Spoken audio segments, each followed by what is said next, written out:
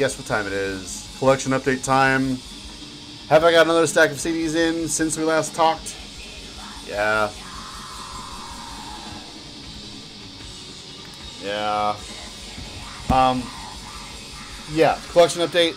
Only a couple of things that I bought, but funny story on most of this pile. Here, we'll just get the stuff that I bought out of the way, and then we can get to the story on how I acquired a bunch of these CDs. Just kind of a wild hair on my ass the other night. I decided to get this demo collection by Dark Twanquility.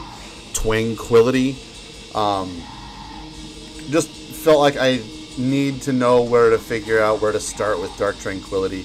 So these demos have always been pretty well loved by my friend Tanner. Decided to pick them up, and it's nice that Century Media put these out in a little digi-sleeve. There's 10 tracks on this, and it includes tracks from their Trail of Life Decade demo, as well as the Moonclad Reflections 7-inch. There's a Promo 94, which was previously unreleased, and then a track from the War compilation 94. So all this material spans from 91 to 94. I know there's a very fucking definite dropping off point with the quality of Dark Tranquility's style, but I just really wanted to dig into these and see what the deal was with them. So I picked that up for about $8 or $9. Gave it a real quick spin. Didn't really, not enough to garner an opinion yet, but I'm sure it's great stuff. Another one I got in is Tormentor, 7th Day of Doom. I've been fucking obsessed with this record for many, many years, and it's really, really hard to come upon a copy of this. Let me turn this down a little bit. Really hard to get a copy of this. If you're not aware, this album came out originally on cassette only in 1987. Not sure when it really ever saw the light of day again for the first time or the second time. But this is Tormentor, the infamous Hungarian black metal band, thrashy black metal, you know, a lot of the conversation that we had there. Attila Szekar started out in Tormentor and famously then sang in Mayhem on Dom de Mysterious Dom Tennis. Here is the original cover. I've seen a couple of different variations on the original release cover, this being another one of them, so I'm not really sure about the authenticity or what have you. There may have been several editions since it was probably just a hand-dubbed cassette. But what I really, really like about this, first of all, the style-wise, it's kind of stumbles upon its own feet in a way, because they're playing at such lightning fucking speed. And so it's just a really hilarious sort of character study almost, I guess, that this style is so amateurish and lovable in that way. But there's a lot of really super forward-thinking stylistic changes and ideas that they had that I think really deserve to go on and influence a lot of bands. But I feel like maybe not a lot of people know about this. Most people, I think, are more aware of their Anno Domini full-length. But for some reason, that album never really resonated with me all that much. So I don't know really how to compare that one to this one.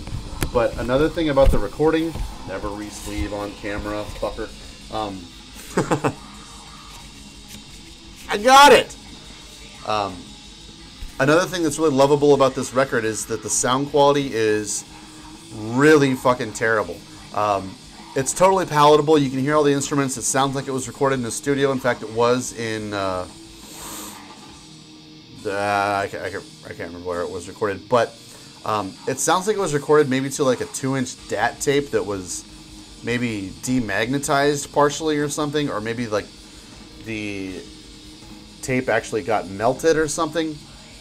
So there's this really trebly sort of warble going on to the guitar tone, which I could see it maybe being annoying to a lot of people, but for some reason I just think it brings all that much more character to the recording going on. So yeah, it's a great release. It's got just a ton of reasons to love it. So this was reissued on LP for the first time by Saturnus Productions back in 2014, maybe, I want to say. It's had a couple of like bootleg issues on CD, reissues on CD that are also really hard to get a hold of. So when this popped up the other day on the Tormentor Facebook page, I just couldn't order it fast enough. I didn't wait to find a U.S. distributor or a Discog seller selling a copy of it. I just got it from Sweden. It wound up costing me probably $42 or so to get it here, but it was worth every penny. I love this record so much. Not for any fucking cult points. It stands on its own so well, unlike a lot of this kind of stuff that you might think.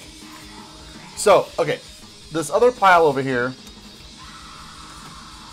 a couple of months ago or so, you may remember that I was meeting up with a friend of mine who I hadn't seen for a long time, and he had said that he was going to give me or sell me for $50, whatever, kind of doesn't matter, his entire CD collection. He was done with metal, not interested in metal, hadn't been interested in metal for well over 10 or 15 years. But he and I were really close friends back in the late 90s.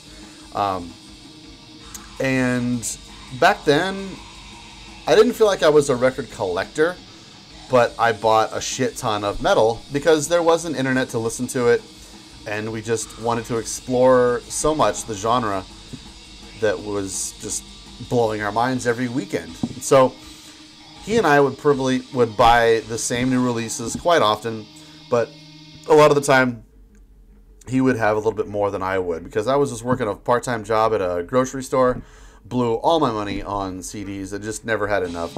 So I kind of feel like I was always trying to catch up to his collection once I got more established and had more income coming out of my teenage years. But anyway, he went to college, lost interest in metal, and has had this collection just sitting in his mom's attic for 15, going on 20 years or so, maybe. So I had said, if you want to get rid of those, I'd buy them from you. Whatever, I'd love to see that collection stop rotting in your mom's attic and get those things in my collection, or get them to the people who would love to have those things, whether it's helping you sell them on eBay or whatever. But he just said, nah, never mind, I'll just give it to you. So I was thrilled.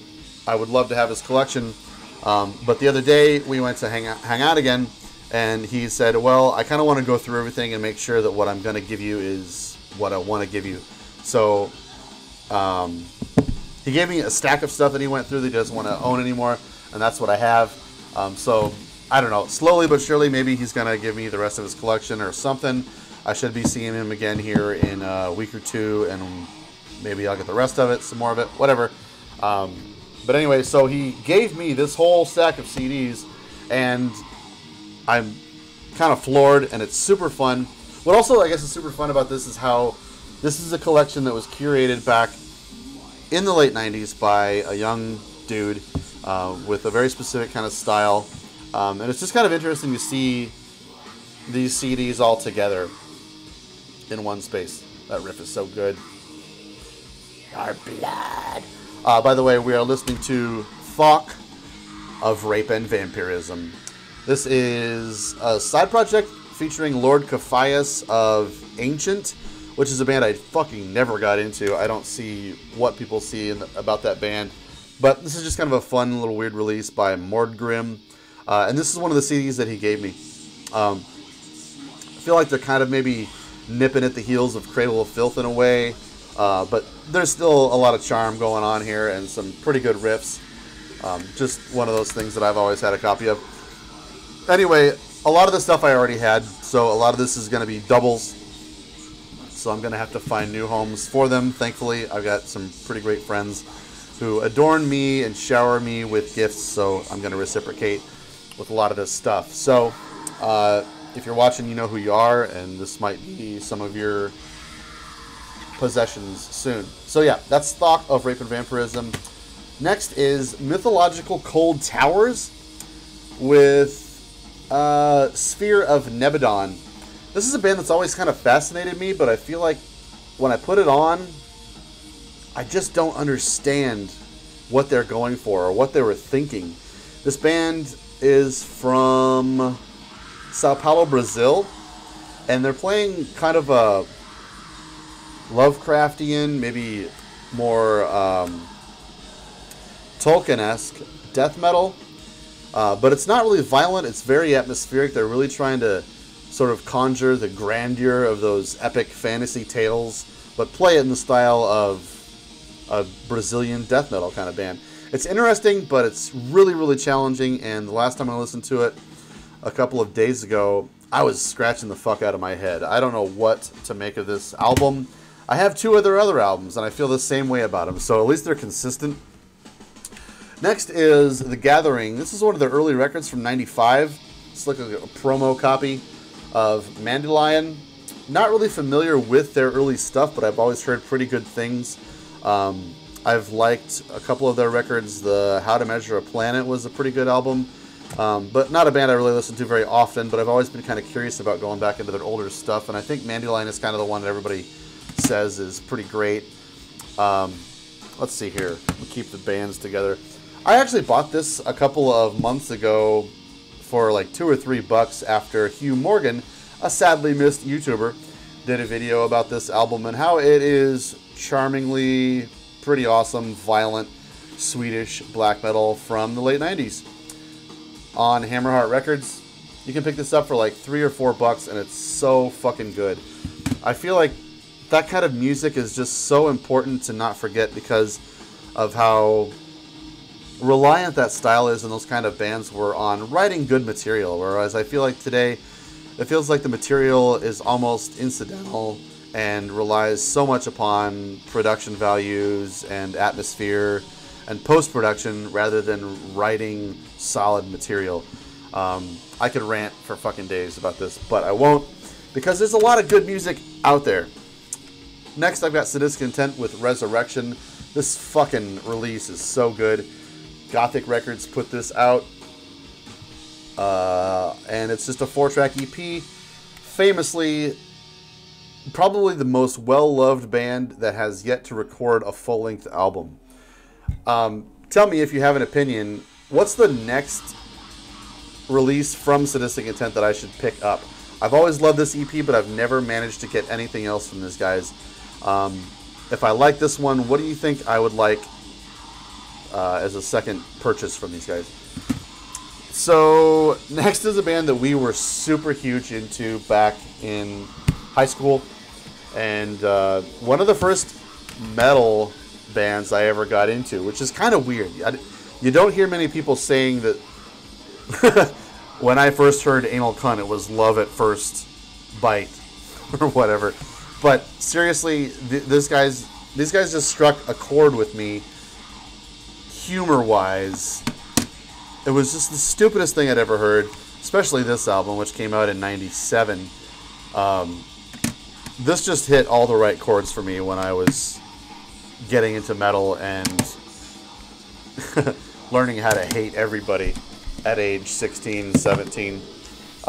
Sure you all know Anal Cunt.